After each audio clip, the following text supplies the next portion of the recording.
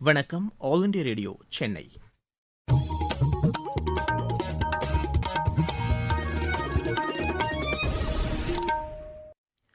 மாநிலச் செய்திகள் வாசிப்பவர் முகமது. தலைப்புச் செய்திகள்: மக்களுக்கான நலத்திட்டங்களை தமது தலைமையிலான அரசு அர்ப்பணிப்பு உணர்வோடு செயல்படுத்தி வருவதாக பிரதமர் திரு நரேந்திர மோடி கூறியுள்ளார். பிரதமரின் ஜன்மன் திட்டத்தில் நீலகிரி மாவட்டத்தைச் சேர்ந்த பழங்குடியின மக்களுக்கு வீட்டு வசதி கிடைக்கப் பெற்றுள்ளதாக மத்திய தகவல் ஒலிபரப்புத்துறை இணையமைச்சர் டாக்டர் எல் முருகன் தெரிவித்துள்ளார். அஞ்சலக பரிவர்த்தனை வங்கிகளில் 8 கோடிக்கும் மேற்பட்டோர் கணக்குகளை தொடங்கியிருப்பதாக மத்திய அரசு கூறியுள்ளது. சபரிமலை ஸ்ரீ ஐயப்பன் கோவிலில் மகர ஜோதி தரிசனம் இன்று நடைபெற்றது. பொங்கல் பண்டிகையை முன்னிட்டு அவனியாபுரத்தில் ஜல்லிக்கட்டு விழா இன்று நடைபெற்றது. இனி விரிவான செய்திகள். அரசின் நலத்திட்டங்கள் அனைத்து தரப்பு மக்களுக்கும் சென்றடைந்தால்தான் நாடு வளர்ச்சியடைய முடியும் என்று பிரதமர் திரு நரேந்திர மோடி தெரிவித்துள்ளார். பிரதமரின் பழங்குடியினர் மேம்பாட்டு திட்டத்தில் 1 லட்சம் பயனாளிகளுக்கு கிராமப்புற வீட்டு வசதி திட்டத்திற்கான முதற்கட்ட தவணையை இன்று விடுவித்தார்.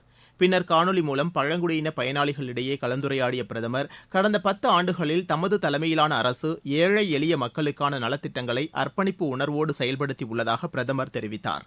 4 கோடிக்கும் மேற்பட்ட ஏழை எளிய மக்களுக்கு வலுவான கான்கிரீட் வீடுகளை அரசு அமைத்து தந்துள்ளதாகவும் அவர் கூறினார். மிகவும் பின்தங்கியுள்ள பழங்குடியின சகோதர சகோதரிகளின் வாழ்வாதாரத்தை உயர்த்துவதற்காக பிரதமரின் ஜன்மன் மகா அபியான் என்ற பழங்குடியினர் மேம்பாட்டு திட்டம் கொண்டுவரப்பட்டுள்ளதாக அவர் தெரிவித்தார். அரசின் நலத்திட்ட பயன்களை பின்தங்கியுள்ள எவரும் தவறவிட்டுவிடக் கூடாது என்பதில் கவனமுடன் இருக்க வேண்டும் என்று பிரதமர் வலியுறுத்தினார். பிரதமரின் விவசாயிகள் நிதி உதவி திட்டத்தில் 30,000த்திற்கும் மேற்பட்ட பழங்குடியினத்தைச் சேர்ந்த பயனாளிகள் நிதி உதவி பெற்று வருவதாக அவர் தெரிவித்தார். 40,000த்திற்கும் மேற்பட்ட பழங்குடியின பயனாளிகளுக்கு வங்கிக் கணக்குகள் தொடங்கப்பட்டுள்ளதாகவும் அவர் கூறினார். அரசின் பல்வேறு மக்கள் நலத்திட்டங்கள் குறித்தும் பிரதமர் திரு நரேந்திர மோடி தமது கலந்துரையாடலின் போது எடுத்துரைத்தார். பிரதமர் காணொலி வாயிலாக பங்கேற்ற கலந்துரையாடல் நிகழ்ச்சியில் மத்திய தகவல் ஒலிபரப்புத்துறை இணையமைச்சர் டாக்டர் எல் முருகன் நீலகிரி மாவட்டத்தைச் சேர்ந்த பழங்குடியின மக்களுடன் கலந்து கொண்டார். பழங்குடியினர் நலன் காக்கும் பெரும் திட்டத்தின் பயன்கள் குறித்து பிரதமர் பயனாளிகளிடம் கேட்டறிந்தார். இதுபோன்ற திட்டங்கள் மூலம் தங்களின் வாழ்க்கை மேம்பட்டுள்ளதாக பழங்குடியின மக்கள் தெரிவித்தனர். இந்நிகழ்ச்சிக்கு பின் பழங்குடியினர் நலத்துறை சார்பில் நீலகிரி மாவட்டத்தில் வாழும் மக்களுக்காக பழங்குடியினரின் தயாரிப்புகள் கொண்ட விற்பனை மையம் திறக்கப்பட்டது. பொது விநியோகத்துறை சார்பில் நடமாடும் விற்பனை மையமும் திறந்து வைக்கப்பட்டது. பின்னர் செய்தியாளர்களிடம் பேசிய டாக்டர் எல் முருகன், பழங்குடியின மேம்பாட்டு திட்ட பயனாளிகள் 1 லட்சம் பேருக்கு பிரதமரின் வீட்டு வசதி திட்டத்தின் கீழ் வீடு கட்டுவதற்கான முதற்கட்ட தவணை இன்று அவர்களது வங்கிக் கணக்கில் பிரதமர் சேர்த்துள்ளதாக தெரிவித்தார். இம்மாவட்டத்தில் உள்ள இருளர், படுகர், காட்டுநாயக்கர் பழங்குடியின மக்கள் இத்திட்டத்தின் கீழ் நிதியுதவி பெற்றுள்ளதாகவும் டாக்டர் எல் முருகன் கூறினார்.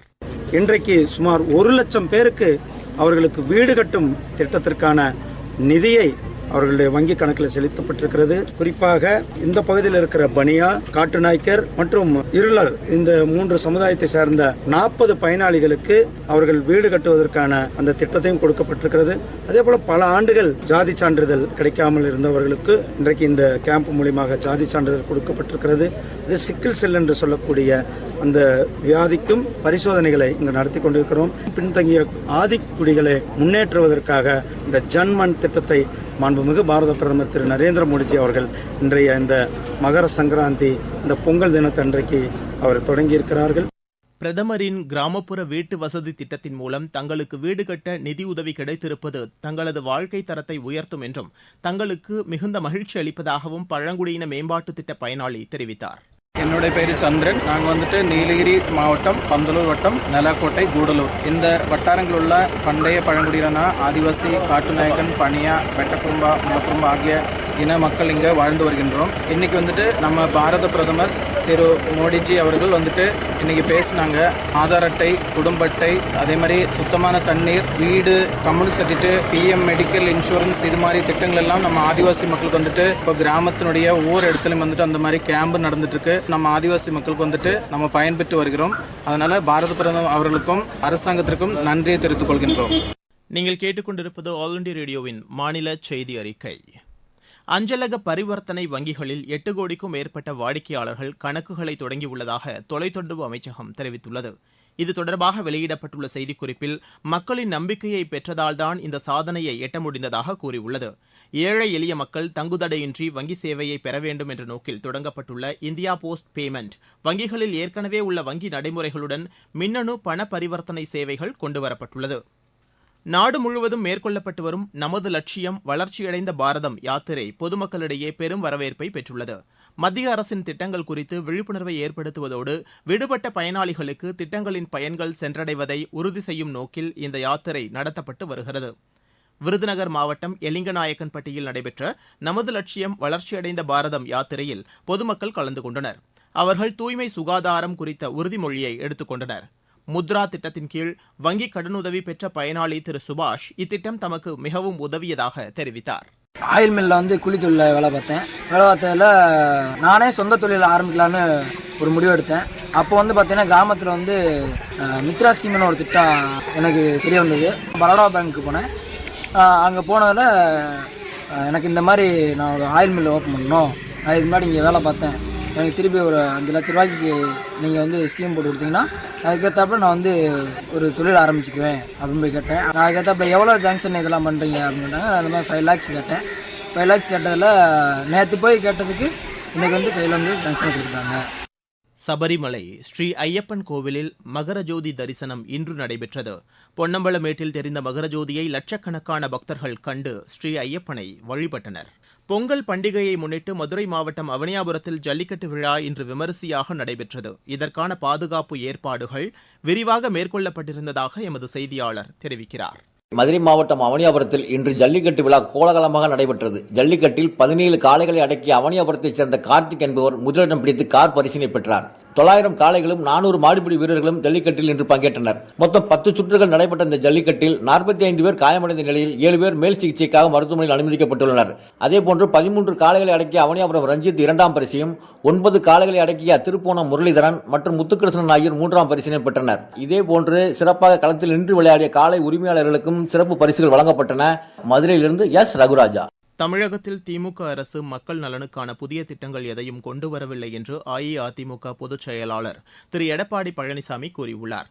சேலம் மாவட்டம் ஓமலூரை அடுத்த திண்டமங்கலத்தில் நடைபெற்ற பொங்கல் விழாவில் பங்கேற்று பேசிய அவர், ரேஷன் கடைகளில் பாமாயில் வழங்குவதை நிறுத்தப்போவதாக தகவல் வெளியாகியுள்ளது என்றும் இது கண்டனத்துக்குரியது என்றும் தெரிவித்தார். மிக்ஜாம் புயல் மற்றும் தென் மாவட்டங்களில் ஏற்பட்ட பெருமழையினால் பாதிக்கப்பட்ட மக்களுக்கு தேவையான நிவாரண உதவிகளை திமுக அரசு செய்து தரவில்லை என்றும் திரு எடப்பாடி பழனிசாமி குற்றம் சாட்டினார். மாவட்டச் செய்திகள். சேலம் மாவட்ட ஆட்சியர் அலுவலகத்தில் நடைபெற்ற சமத்துவ பொங்கல் விழாவில் வெளிநாட்டினர் மற்றும் ஆதரவற்றோர் இல்ல குழந்தைகள் பங்கேற்றனர். டெல்டா மாவட்டமான நாகை மாவட்டத்தில் இசை கருவிகளை இசைத்து உற்சாகமாக பொங்கல் விழாவை மக்கள் கொண்டாடினர். புதுக்கோட்டை மாவட்டத்தில் வரும் 19ஆம் தேதி தனியார் துறை வேலைவாய்ப்பு முகாம் நடைபெறுவதாக மாவட்ட ஆட்சியர் திருமதி மெர்சி ரம்யா தெரிவித்துள்ளார்.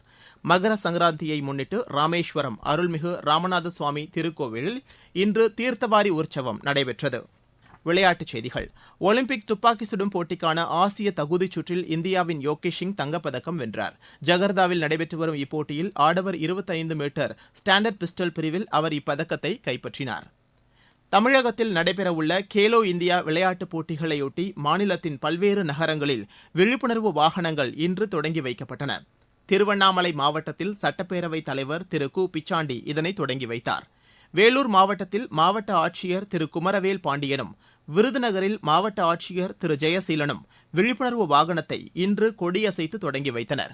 காஞ்சிபுரம், சென்னை உள்ளிட்ட நகரங்களில் விழிப்புணர்வு மாரத்தான் ஓட்டங்களும் நடைபெற்றன. மீண்டும் தலைப்புச் செய்திகள். மக்களுக்கான நலத்திட்டங்களை தமது தலைமையிலான அரசு அர்ப்பணிப்பு உணர்வோடு செயல்படுத்தி வருவதாக பிரதமர் திரு நரேந்திர மோடி கூறியுள்ளார். பிரதமரின் ஜன்மன் திட்டத்தில் நீலகிரி மாவட்டத்தைச் சேர்ந்த பழங்குடியின மக்களுக்கு வீட்டு வசதி கிடைக்கப் பெற்றுள்ளதாக மத்திய தகவல் ஒலிபரப்புத்துறை இணையமைச்சர் டாக்டர் எல் முருகன் தெரிவித்துள்ளார். அஞ்சலக பரிவர்த்தனை வங்கிகளில் 8 கோடிக்கும் மேற்பட்டோர் கணக்குகளை தொடங்கியிருப்பதாக மத்திய அரசு கூறியுள்ளது. சபரிமலை ஸ்ரீ ஐயப்பன் கோவிலில் மகரஜோதி தரிசனம் இன்று நடைபெற்றது. பொங்கல் பண்டிகையை முன்னிட்டு அவனியாபுரத்தில் ஜல்லிக்கட்டு விழா இன்று நடைபெற்றது. ஒலிம்பிக் துப்பாக்கிச் சுடும் போட்டிக்கான ஆசிய தகுதிச் சுற்றில் இந்தியாவின் யோகேஷ் சிங் தங்கப்பதக்கம் வென்றார். இத்துடன் செய்தி அறிக்கை நிறைவு பெற்றது.